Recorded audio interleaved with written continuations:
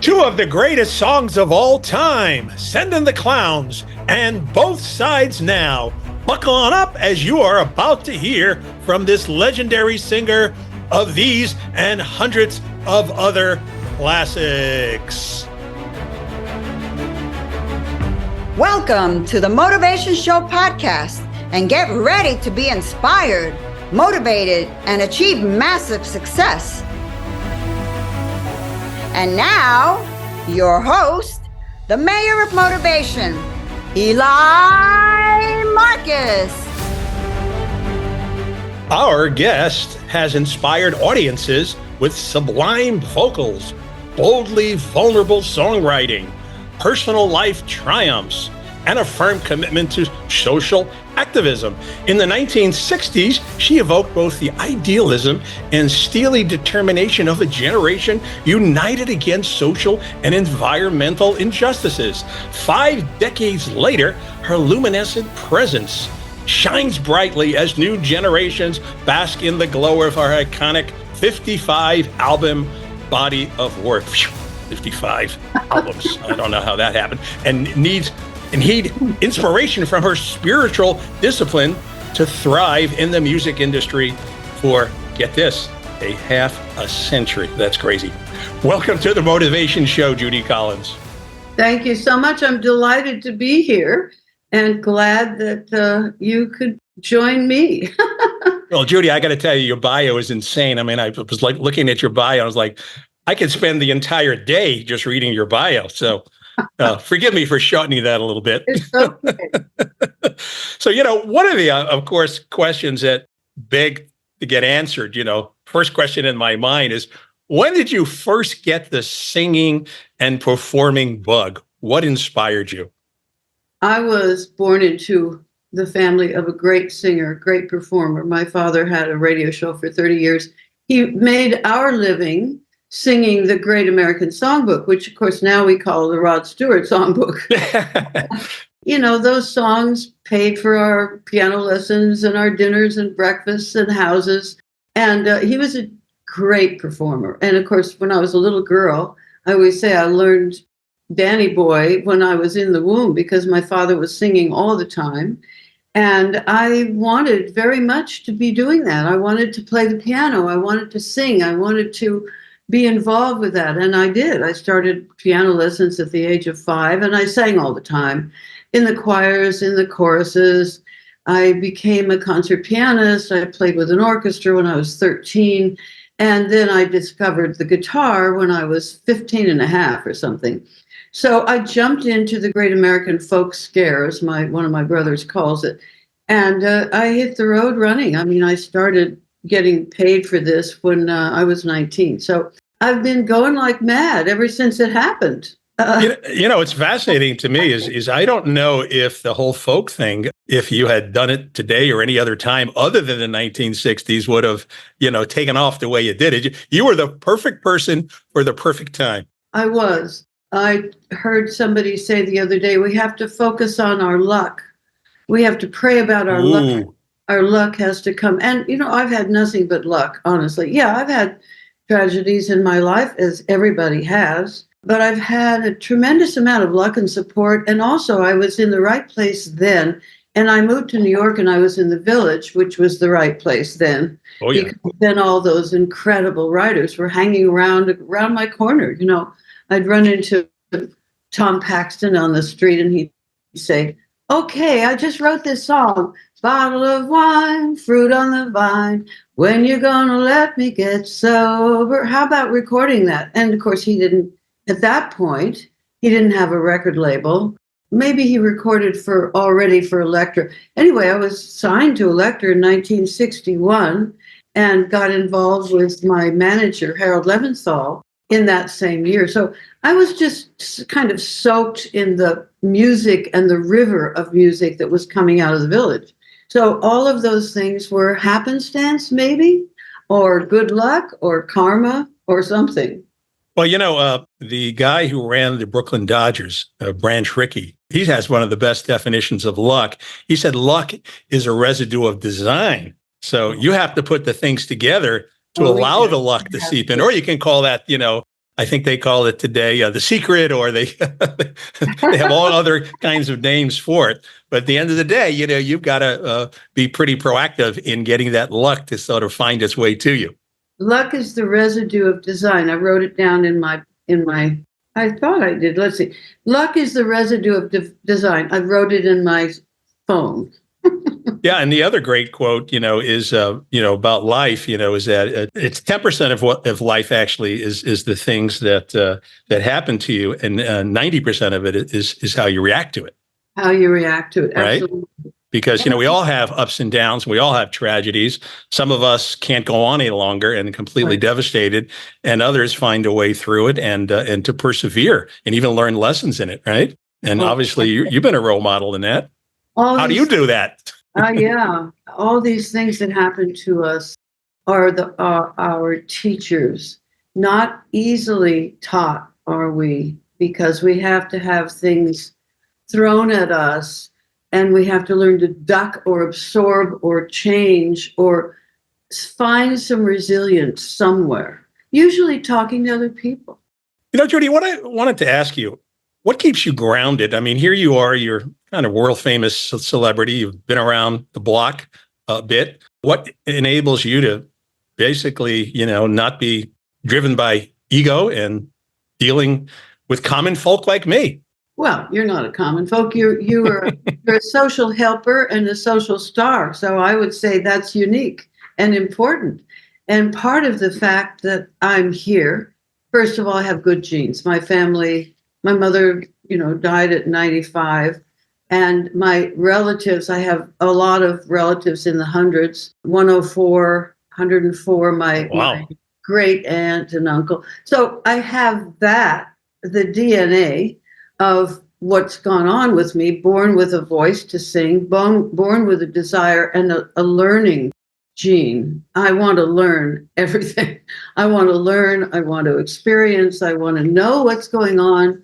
I want to be educated. I just picked up this book called Unknown Knowledge, some of the most rare instances of what you don't know, what you'd like to know. I'm going to pick it up and start writing. Now, today, I picked up the New York Times and I found a biography, an obit of a woman named Maureen Sweeney. Maureen Sweeney died at 100 a couple of years ago.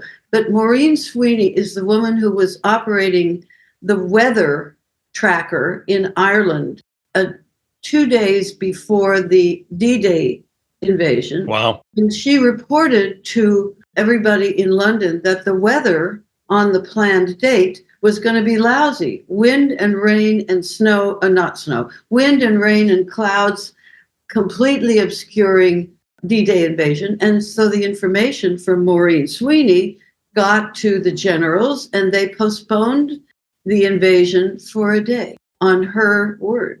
Now, that interests me. I'm going to write a song about Maureen Sweeney. The last album that I made, my 55th, as you pointed out, was inspired by all kinds of things.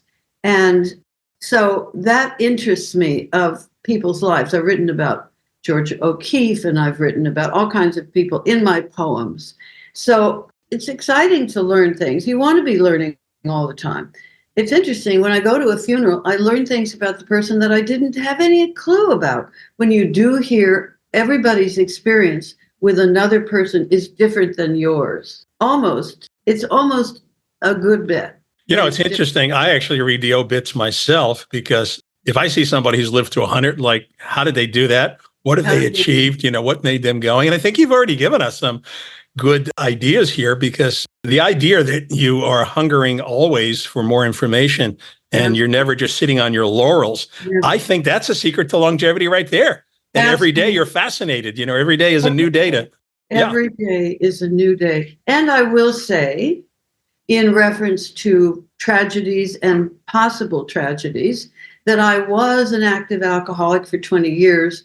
I drank like a fish. I wanted to conquer it. I knew I had to do it. And I got sober in 1978, and I've been sober for 45 years. Wow. That's a big part of my success in life because I don't drink, which means that I don't fall down, I don't black out, I don't walk into the traffic accidentally. Although New York is a really hard place to stay because you have to look every which way because vehicles are constantly running in front of you and threatening to knock you over. So at the age of 84, 84 is the new 27, by the way. I have to let you know. I'll tell you, whatever you're doing, bottle it. Thank you. It's working. In your opinion, Judy, is there a secret to success? What advice would you offer someone, who is motivated to achieve great things as you have, but simply just doesn't have the roadmap? Focus on the details. Do your work. Don't ever let anybody tell you you can't.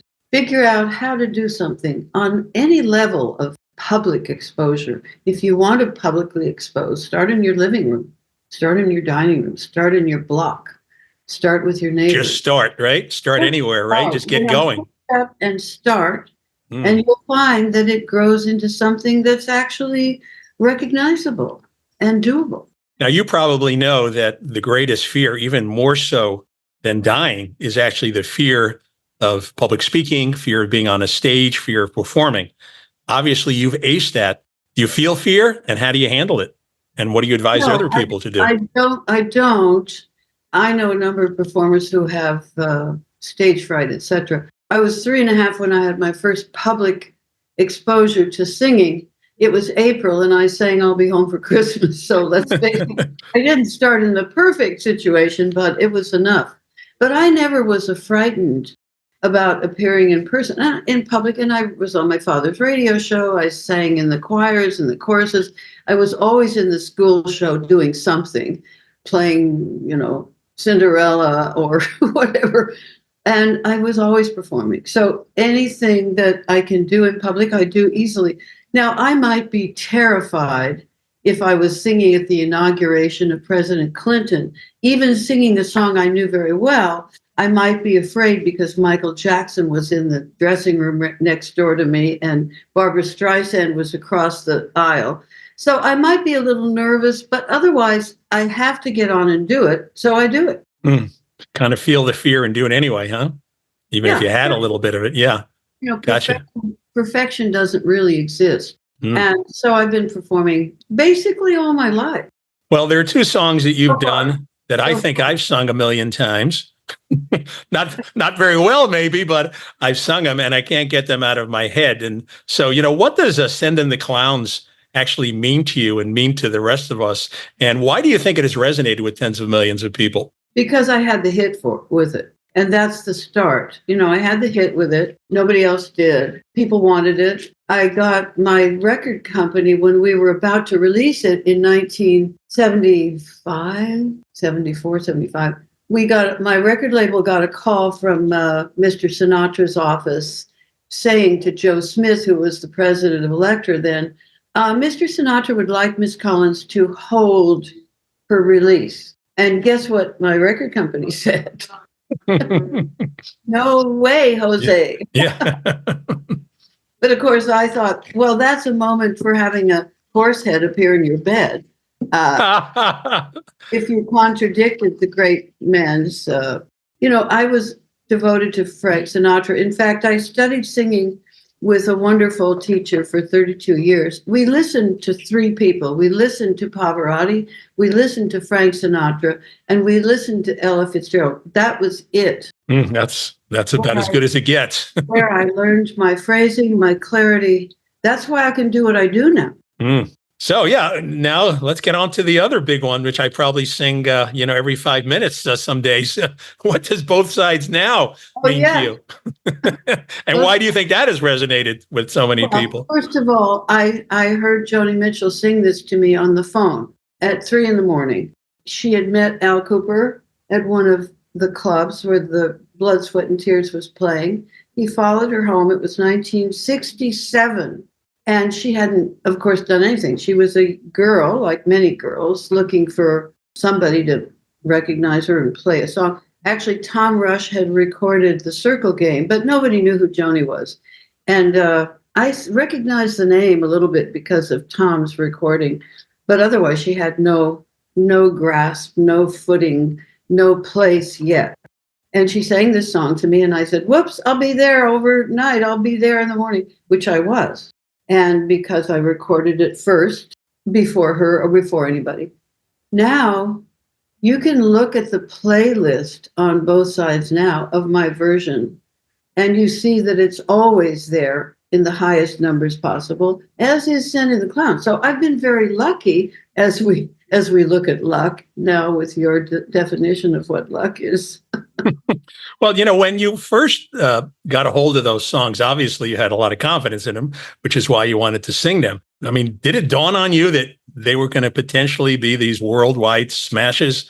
Or... Nothing like that. Nothing like that. I had to sing them as I sing everything because I fell in love with it. So that's a visceral thing. And my mother always said, don't think you invented this thing of picking great songs, because your father always did that, which is true. He picked the best of the great American songbook, and he chose them by the same way that I do, fell in love with them and couldn't get them out of his mind, which is the way I work. One of the things I used to do when I was very young and listening, I would get one of these albums, which we had then, of all the Irish wailing songs, and I'd listen to a whole bunch of them.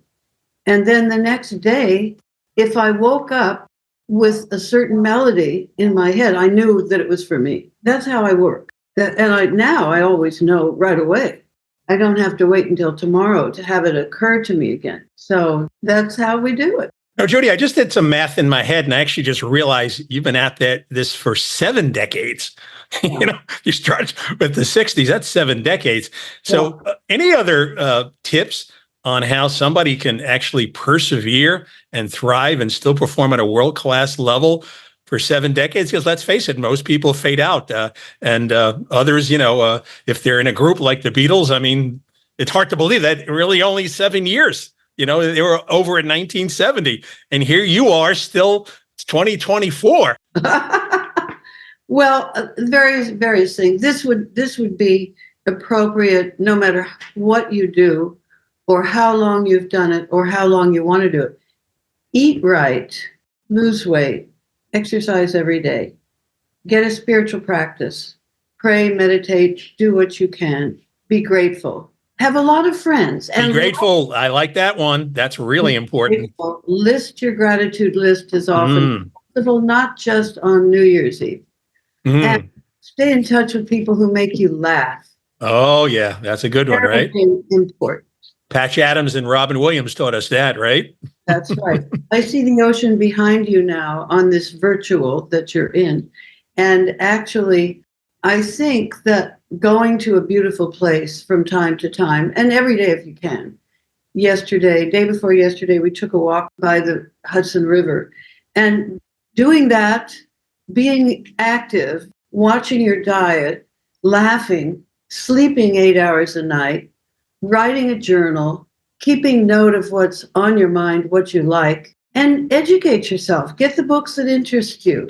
Read them, write them. At the moment, I'm listening to books on tape, which I never did. I always read books. And a few years ago, my sister converted me, ruined my life. For the better. Now all I listen to is Michael Connelly books with Len Cariou reading them. That's great. So what are you most proud of, Judy? Is there anything you would change? Most proud. In 1973, I decided that I would make a movie about my teacher, my piano teacher with whom I played Mozart Symphony, a Mozart concerto, with whom I studied for a number of years before I threw her over for the guitar. And I made a movie about her life, which was nominated for an Academy Award in 1974. And this week, next month, on the 3rd of February, my movie, which was nominated for an Academy Award, as I said, is being played at MoMA, the Museum of Modern Art in New York. It's a big deal. In March, on the 7th of March, Antonia, A Portrait of the Woman, which is the name of my movie, which was nominated for Academy Award in 1975, will be played on the Turner Channel, Turner Classic Channel. I don't know how many times they'll play it. When I made the movie and we took Antonia to the Academy Awards in 1975. It was the Year of the Woman, and that event changed her life. And that is the thing I'm most proud of. She was not working at that point. She was the first woman to conduct major symphonies, including the New York Philharmonic and many places in the world. She conducted Sibelius's orchestras by his request for decades. She visited Albert Schweitzer in the jungle in Africa to study Bach with him. I mean, she was she was interviewed after the movie was made. She was interviewed by CBS. What's his name? I can't remember his name right this minute, but I'll call you when I think of it about midnight. Walter Cronkite or someone like that. No, it was before Walter Cronkite. It was the big guy who Edward R. Murrow or not Edward R. Murrow and not Cronkite. It was another guy. Anyway, we'll get it at some point. I'm most proud of that because it changed her life. It allowed her to keep making a living, and she was invited to conduct everywhere, including New York, mostly Mozart, the London Philharmonic. She was all over the country and the world, again, conducting. Thanks for that. Yeah, I'll be viewing that because I want to learn new things just like you do. So I'm going to tune in on that one. So, my friends there at the Broward Center for the Performing Arts down in Fort Lauderdale tell me that you're going to be performing in January there. And I know you also have a concert schedule all over the country. Tell us a little bit about what we're going to be in store for. I think it's going to be a trio with some of my favorite players. And we're going to do all kinds of songs. We'll do Sending the Clowns, Both Sides Now, and the new songs, the songs that I'm working on from Spellbound. We'll do a number of songs from Spellbound. I will probably sit at the piano and perform Since You've Asked and maybe The Blizzard. So there you look forward to listening to me play The Blizzard. I'm practicing it now. It's a hard song. It's a big song. One of my bigger, most exciting, most long-lasting hit. The Blizzard. People love it. So go ahead. Yeah. Well, let me ask you where people can find out more about your concert schedule and everything else that you're doing. JudyCollins.com. You'll find all kinds of things, including a list of all my 55 albums, when they were made, what's on them, who played on them. With any luck, sometimes I'll find something that didn't get there, but it's not often. So most of the thing, and you'll find videos, you'll find notes from me, you'll find letters from other people about me. So it's good. Or go on Facebook, and every once in a while there's something on there. Well, thank you. Anything else you want to add? Tell the world? Well, it'll be delicious to be in Florida while it's winter in New York. And I love it. My Florida audiences are so devoted, and they're so, I've gone to Florida for decades. I love being there. I love playing there. So it'll be a great pleasure for me to be back at the Broward and back in Florida, particularly. Well, we can't wait to see you. And thank you so much for your wisdom. And thank you so much for your 7 decades of incredible performances. You're the best. Thank you. God bless you and have a beautiful January. Same to you.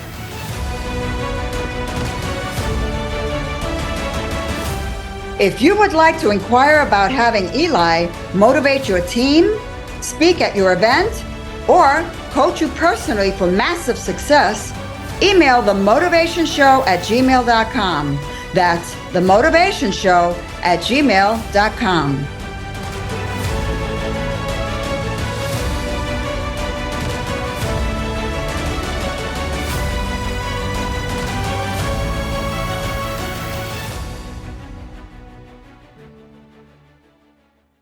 This podcast is a part of the C-Suite Radio Network. For more top business podcasts, visit c-suiteradio.com.